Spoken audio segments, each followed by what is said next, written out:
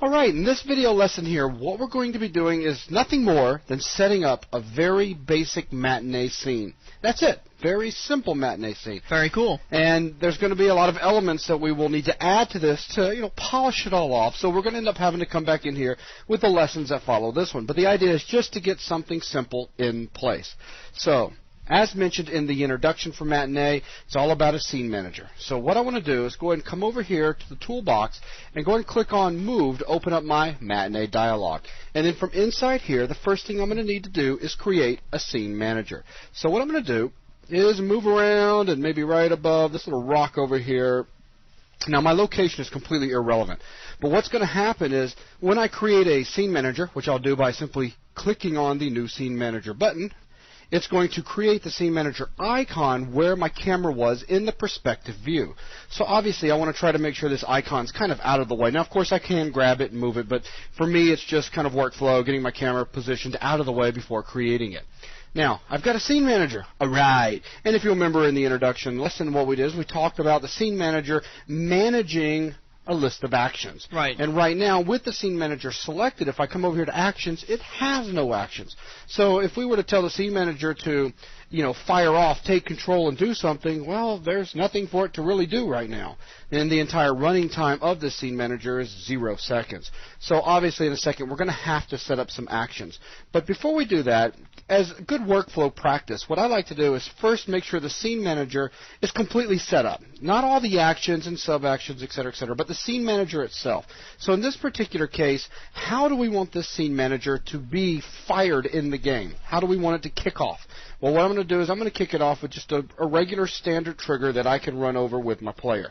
So, with the scene manager, I'm going to come down here to the events section and then come down to tag, and this is where I can specify what we're listening for to get broadcast throughout the level for the scene manager to then start. Right. Okay, so in this case, what I'm going to do is set the tag to start movie. I mean, it can be anything, of course, but I mean, this makes sense because this particular scene manager's job is going to be to control the viewport camera in the game. Right. So, in other words, I want the camera to be taken away from our first-person perspective and to then move throughout the level where we specify a series of interpolation points. Okay?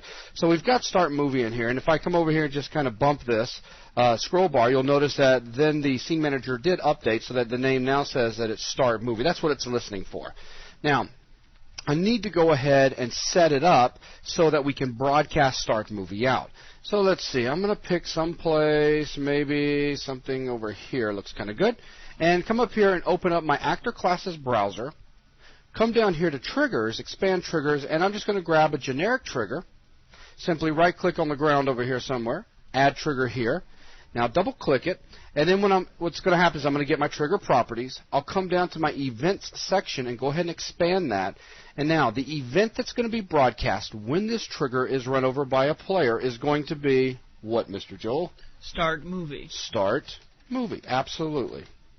So in other words, when I run over this, it broadcasts Start Movie throughout the game, and anything that's set up to respond to Start Movie will then respond. And in the scene manager's case, its response will be to take control of the camera, and away we go. Right. So now we've got this set up. Another thing I'm going to do, just again for workflow while we're testing and slowly developing more and more of our little cutscene here, is I'm going to come up here to Advanced, and come down to Be Hidden.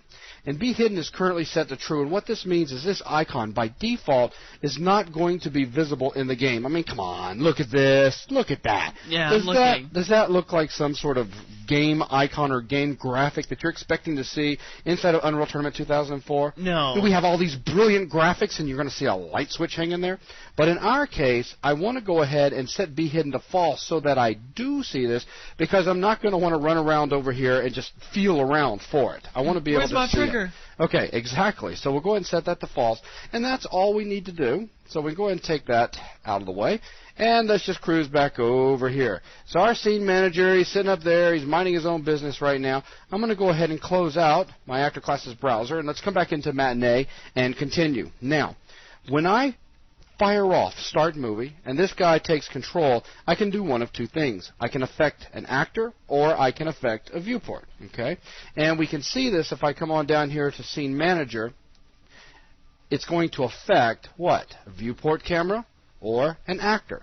And we're going to get around to using both of these, but to start out right here, for this very basic scene that we're constructing, we're just going to do viewport camera. But we will be getting around to the actor in a couple of lessons from now. Okay? So now with that set up, now it's time to go ahead and come over here to actions, because again, the scene manager manages a series of actions. And right now it doesn't have any actions, so it's not doing anything. That's right, we have no actions.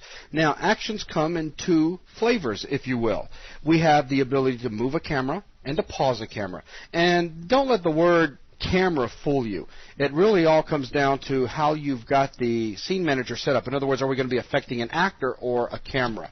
So if I was to come down here and create a new action, you'll notice by clicking on this icon, here's those two different things I was talking about, action pause and action move camera. So let's go ahead and start out by selecting an action move camera. Now, what this does is it actually puts an action in the scene, but there's no icon. If I back off right here in the viewport, no special icon has been added in like we had when we just dropped a trigger in or when we created the scene manager itself.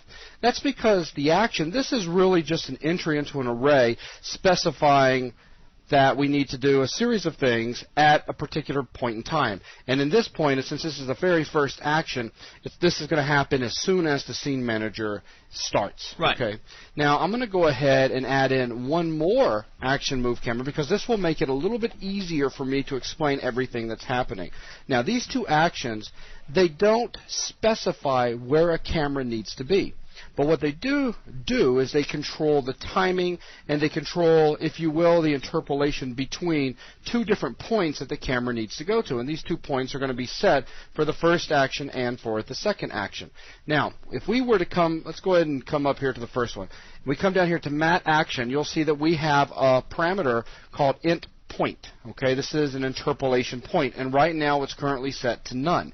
Well, the interpolation point is obviously very important because this is going to tell the camera exactly where it needs to be when we start this action right here. So what I'm going to do is let's just come over here. So we've got some water down here at the bottom. Now I'm going to take my camera and maybe move it where I'm looking, you know, kind of down like such. And I'm going to add an interpolation point. Now, the location and orientation of my camera is very important, and you're about to see that.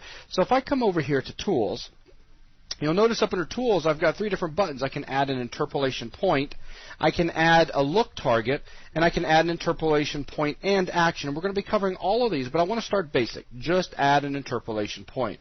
So let's see, kind of keep this low, just thinking about how I want this to look. So let's go ahead and add an interpolation point right there. And suddenly, look at this. When you get this icon, this area that's kind of framing up what we're going to be looking at. Really, this is just an arrow that we're looking straight down. If I now back away, look at what we've got. We've got a camera icon, and the camera's position was where my camera was just a second ago for the viewport, and its orientation is set, well, the same way I was orientated. So that's a good thing, and that's going to become very important a little bit later on.